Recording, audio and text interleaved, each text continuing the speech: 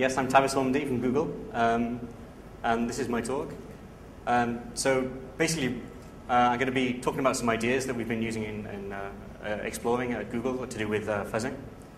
The general idea is that while a lot of research is being named at fuzzing, in general this is towards making smarter fuzzers, making them have better understanding of protocol and states that a program can get into. But we generally consider this idea might be the wrong direction, and that more research should be put into making software generically less smart and removing the protocol that it supports and just making it just a stream of bytes that's no different from just reading random data. So yes, I've been calling this making software dumber as opposed to making fuzzers smarter. So in its purest form, fuzz testing is really entirely blind to context and the protocol. As it was originally designed by and documented in, I think it was the 70s by Barton Miller and colleagues. It was basically just output a stream of random data and pipe it into random Unix commands and see what happens. So surprisingly, this always turned out to be remarkably successful. But it's self-evident, really, that you can't apply this to anything more than the most basic software. Originally, it was piping random data into things like grep and awk and so on, seeing what happened. But clearly, that's not going to be much use against a web server that requires a full protocol header and so on before it does anything at all. So applying the core principles that made fuzz testing so useful in it when it was designed has been it continues to be an active research topic, and trying to apply these principles to more complex software. So the earliest attempt at introducing structure to fuzz testing was probably block-based fuzzing.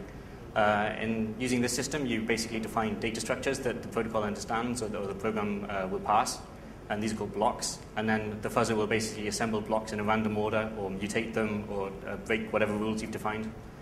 And this way, it has some basic way of communicating with the program, and it can try and break it this way. The most notable example was Spike by Dave Eitel. And who, of course, at the time broke pretty much everything.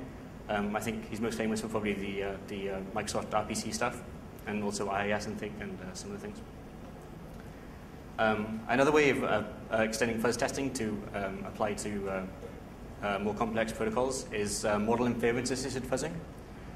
Basically, with model inference-assisted fuzzing, you have a detailed protocol specification, usually in the form of something like a BNF for the protocol. And then the fuzzer will pass this specification and generate protocol streams that break these specifications in some subtle way to try and explore the program attack surface and break it in interesting ways. So once it's passed the specification, it can deviate subtly from the specifications, and this is where interesting bugs are found. So model inference-assisting fuzzers continue to expose serious implementation flaws in lots of software. The most notable example at the moment is probably Protoss. These guys, I think they're from CertFI. They produce test suites now and then for various protocols using this method, and when they release, they tend to break quite a lot of stuff that it's aimed at. They release things like HTTP test suites, and I think recently they wrote zip and other compressors. It's pretty cool stuff. So model inference-assisted fuzzing is obviously a leap forward from just the Devi random stuff that fuzz testing began with. But reliance on accurate protocol specification presents a number of problems. It's expensive to write these specifications. If you're lucky, the vendor will provide a specification, or it'll be available in the RFC. But in general, these are pretty useless because they don't follow a strict format. In RFCs, they generally use augmented BNF, but whenever there's something that's particularly hard to describe in BNF, they tend to just put a comment and explain something in English, which obviously isn't much use. I think one of the harder things is in ABNF that it's impossible to say you want a complement of something. So you can't say this could be anything except for this, everything from this set apart from this. So people just tend to write that in English, which is obviously useless and impossible to pass. Another problem with this is it's only really possible to model the specifications that the vendor has documented. If there are some undocumented features or debugging features, or you're fuzzing an HTTP server based on the RFC, but it supports some proprietary features that the vendor hasn't documented, then you're pretty much in trouble because there's no way you're going to touch this stuff. And this is unfortunate because this is where a lot of the bugs are going to be in the stuff that's not touched by many clients. There's also a problem that if you're using, for example, and the HTTP specification to fuzz an HTTP server, then if the web server you're fuzzing doesn't support something like DAV, then you're going to be wasting a lot of time fuzzing this stuff because, I mean, a large portion of the protocol describes this stuff. So you're basically just going to be hitting a very small amount of code and not getting much fuzzing done.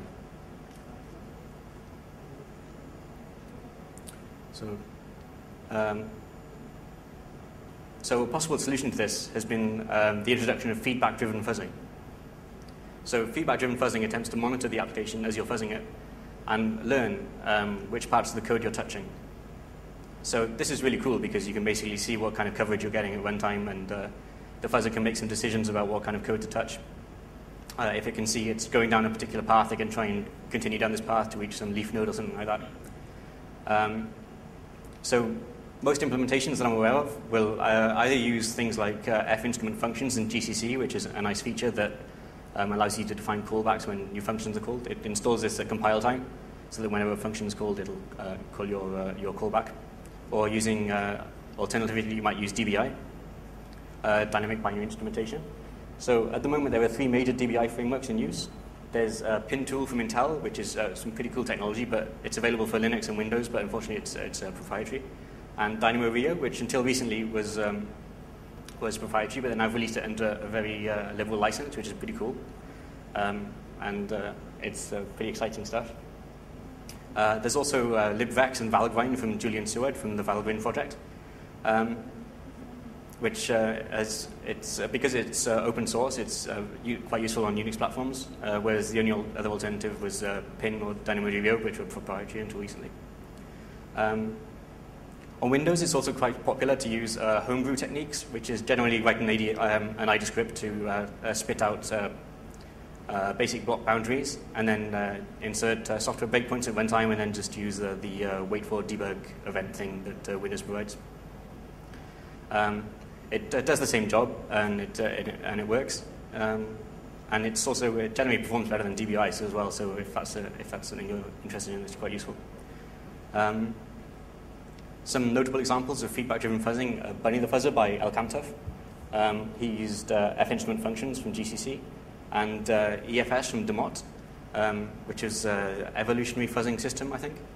And he used basic hill climbing and feedback to try and improve fuzz coverage. So this has proven to be pretty effective, and it's really exciting stuff to be able to sort of design this into a fuzzer and see what kind of stuff we can do. So I've been convinced that model inference-assisted fuzzing is useful and perhaps a useful way to go in trying to fuzz more interesting software. But it's still really expensive to set up. You still got to put a lot of effort defining these specifications. And how it should interact with the software that you're trying to fuzz. So I've been working on an alternative solution that I'd like to replicate the same kind of success of model inference-assisted fuzzing, but without this overhead. So I've been trying to use this to explore proprietary software and undocumented features, and to explore interesting features of software that perhaps hasn't been touched by fuzzers before. It's also useful for, as the Protos project have proved, they've been able to automatically generate test suites for programs that apply generically and tend to find bugs even if they haven't looked at the original software. I've been able to generate pretty good quality regression test suites just using these techniques. So I've been using this method to find real security problems, and I've been able to break quite a lot of stuff this way. So inspired by these ideas, such as Protos, CFS, Bunny, Sage from Microsoft Research. Microsoft never released Sage, by the way, but they published a paper on it, which sounded pretty cool.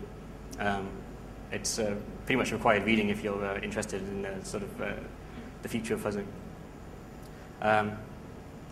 So initially, in order to get feedback during fuzzing, I simply hooked GCC's built-in GCOV support. So GCOV is GCC's coverage and instrumentation backend. It's not supposed to be exported, but because obviously all the source code is easily available and the symbol is exported, you can simply override these symbols and use them yourself. Basically, at runtime, they pass you every object file passes you a structure, and you can make a linked list out of them, and then it points to things like counters and so on. It's really useful. GCC then modifies every basic block in the program to increment a counter, and then you can, when you get control back, you can see which counter was incremented and what code has been touched. So it's really fast. It's really it works at the basic block boundary, and you can get all kinds of great information from it.